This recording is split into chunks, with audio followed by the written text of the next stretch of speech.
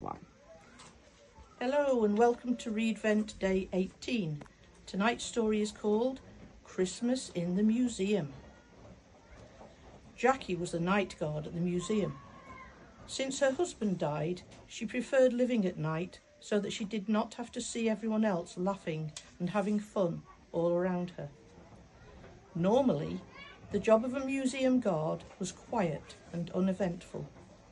Between her rounds, Jackie passed the time reading books about painting and carefully studying the artwork on exhibit.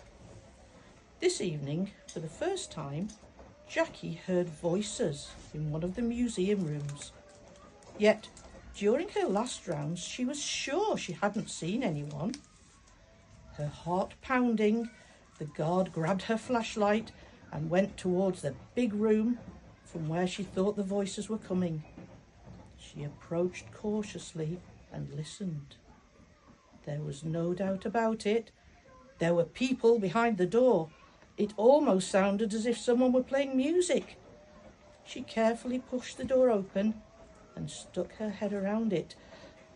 But it was no use. There was nothing to see. The room was empty. No one was there. She entered the room to make sure nothing was missing. The paintings were all there, hanging straight in their places. But how strange. There was something about the paintings. Jackie thought they did not look quite the same. The musicians, the noblemen, the royal ladies, all of the people in the paintings seemed to have changed. The women looked more beautiful than usual. The men looked fresh-shaven. The musicians appeared to have polished their instruments. Everything in the room was brighter, merrier. Most of all, Jackie had the impression that all the people in the portraits were facing towards the centre of the room, where there was a little painting of Mary, Joseph, and the Christ child. Then Jackie realised it was almost Christmas. In the past, like the noble ladies in these paintings, she too would get dressed up for the occasion.